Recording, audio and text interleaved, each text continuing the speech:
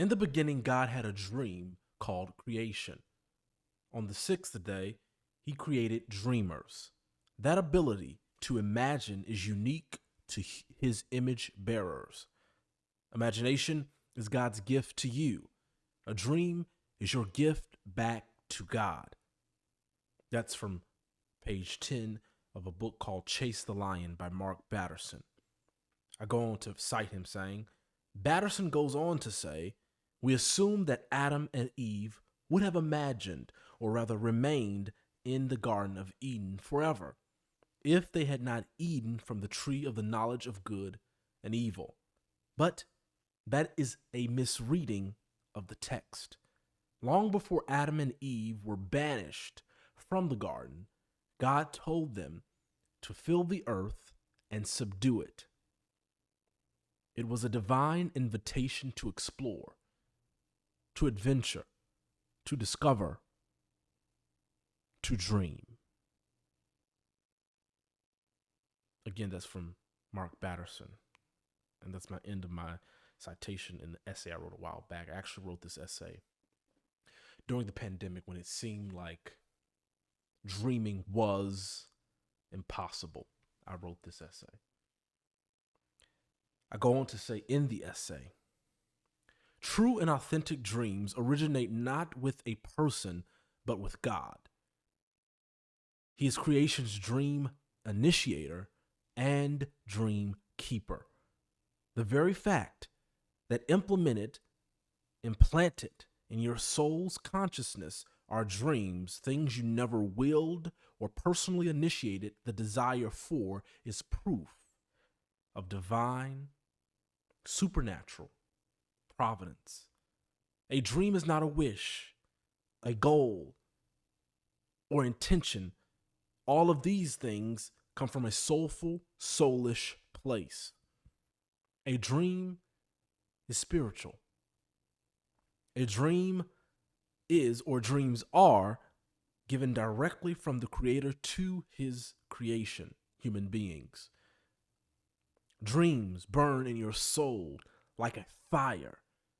You cannot conjure them up, make them different, change them, or put the proverbial flame out. But you submit to them. You surrender to them. I've learned, as I've battled the need to survive with the need to dream, that my dream will always be much bigger than my reality, as all dreams should be. Dreams should be big because they originate in the mind of God, who is by nature bigger, larger than life. In fact, he created all life. Therefore, because it is big, my dream, at least those that truly originate from the Creator, will always be beyond my ability, beyond my resource, and seemingly beyond my reach.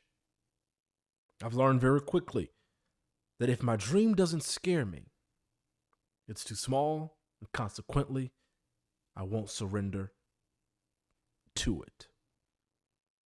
Or I won't surrender it. Many don't see their dreams come true because they dream to hold on to it. This makes your dream an idol. Instead, you must dream to let it go. That's a portion of an essay I wrote, again, as I said, during the pandemic. When it seemed, and it was a time when it seemed like dreaming was not a possibility anymore. We had plans for 2020. I had plans for 2020. We all had plans for 2020. And it seemed that that stuff was not coming to light at all whatsoever. It seemed as if my dreaming was in vain. On this edition, I want to encourage you to dream God's dream for your life. You saw that clip of Oprah probably go viral on social media where she says, I'm living in God's dream for my life. Truer words could not have been spoken, regardless of what you think of Oprah. Truer words could not have been spoken. Truer words could not have been spoken. The fact that she said that is a principle, I think, to growing and going beyond where you currently are. It's living in, submitting to God's dream for you. Famous clinical psychologist said this: dreams shed light on the dim places where reason itself have yet to voyage. Let me read that again. Dreams shed light on the dim places where reason itself has yet to voyage. There's a rationality to dreams, but it's rooted in spirituality.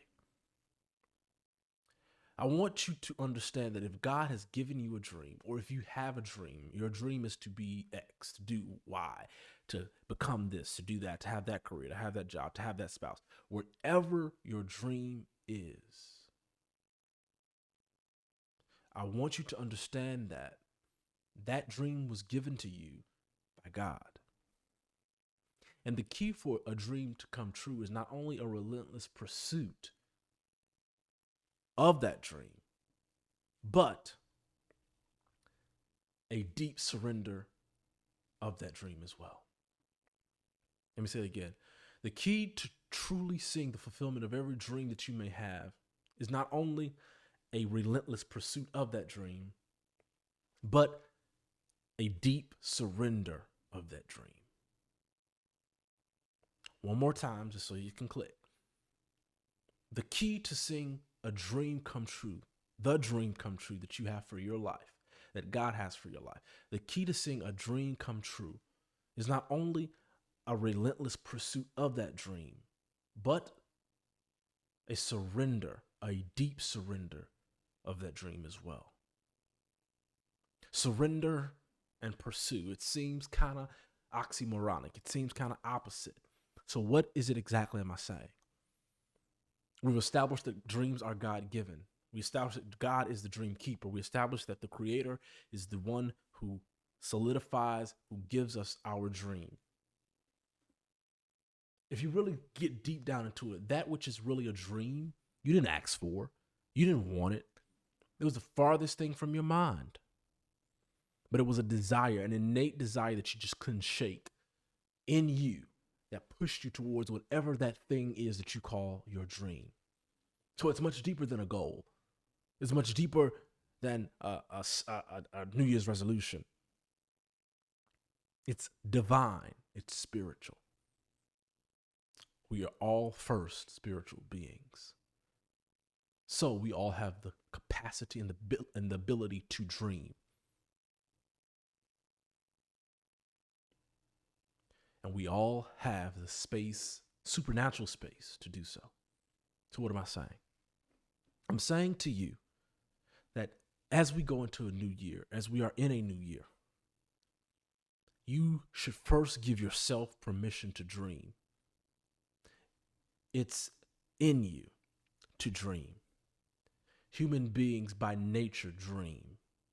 It's in our DNA as human beings. It's in our makeup as human beings to dream.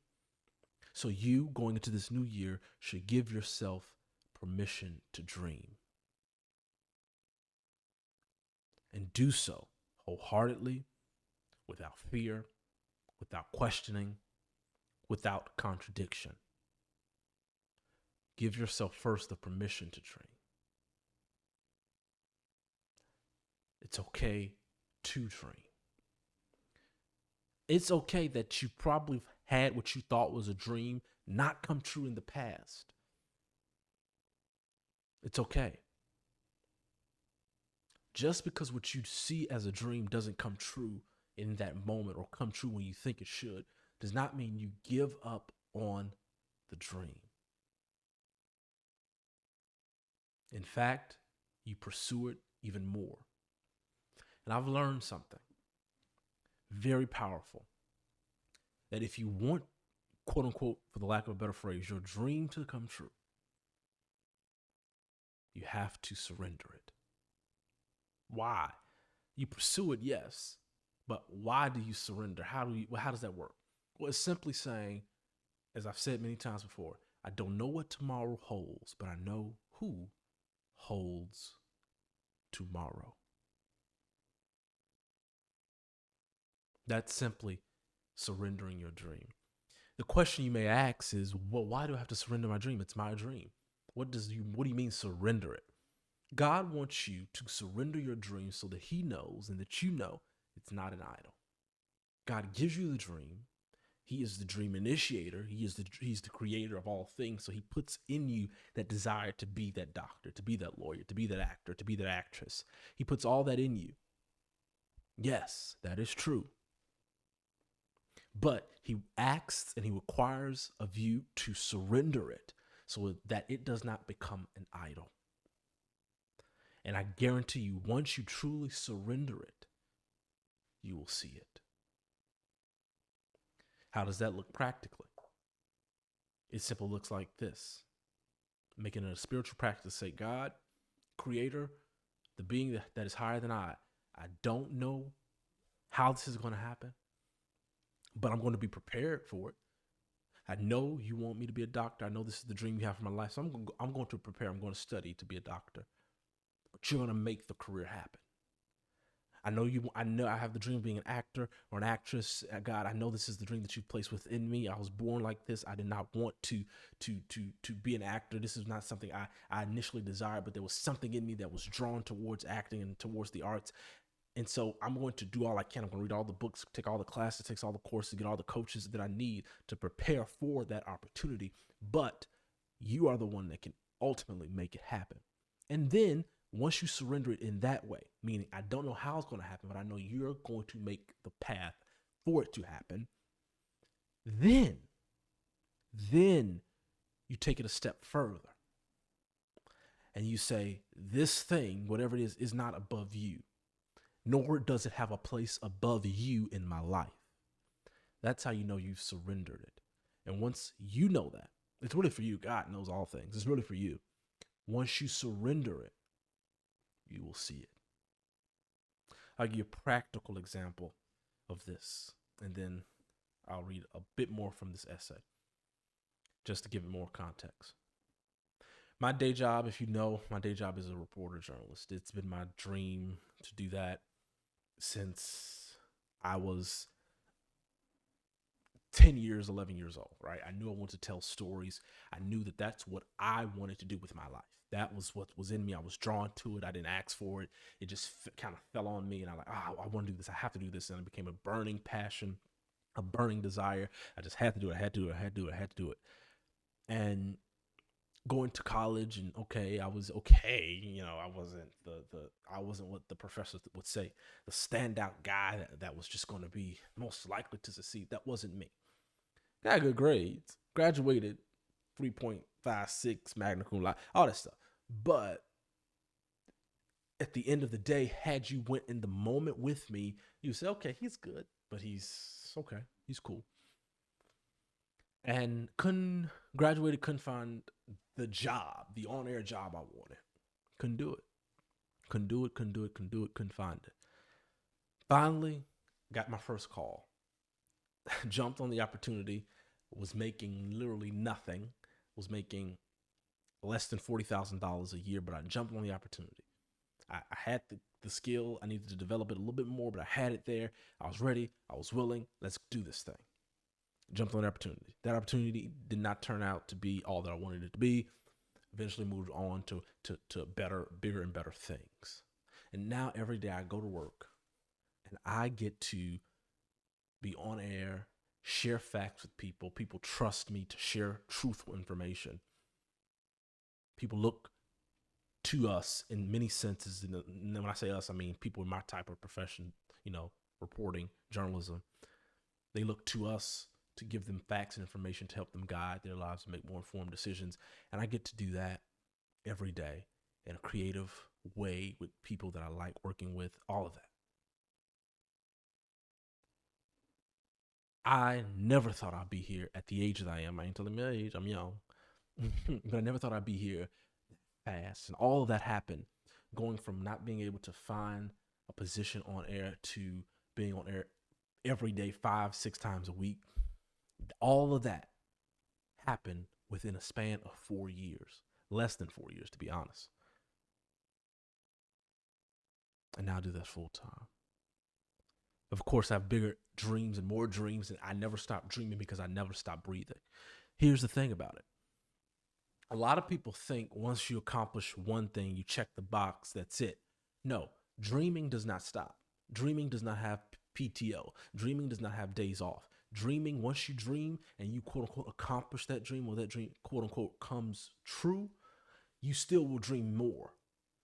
You dream more because you still have breath, you still have life. As you breathe, you will dream. As you breathe, you will dream. As you breathe, you will dream. There will be different dreams, different things, different things. You accomplish this thing, then you want to go higher. You want to do that. So as you breathe, you will always dream. So I'm not saying I'm content. No. I'm not saying that I stopped dreaming and I made it. No, I'm not saying that. I'm saying simply that what I thought would never happen happened, and it only happened. I remember what I was doing. I remember the moment I was frustrated in grad school. It was, I just couldn't do it. I was kind of over grad school. I said, God, I know this is what you want me to do. I don't know how to get in it. I don't know how it's going to work. I don't know what it's going to do. I don't know any of this. I don't get it. I don't understand it. But I know this is what you want me to do. I'm committed to it. And whatever you want this to look like for me, I accept that. I remember praying that. And shortly after, about a month after, I got that first call from my first on-air job. What am I saying to you? I'm saying you have a dream. It's a burning desire within you, but it's just not coming true. It's just not happening. It's just not clicking for you, or so you think it isn't. So what do? You surrender it. You let it go. In other words, you say, I don't know what tomorrow holds. I know this may be a part of tomorrow, but God, how this will look, that's up to you. Let me read this last part.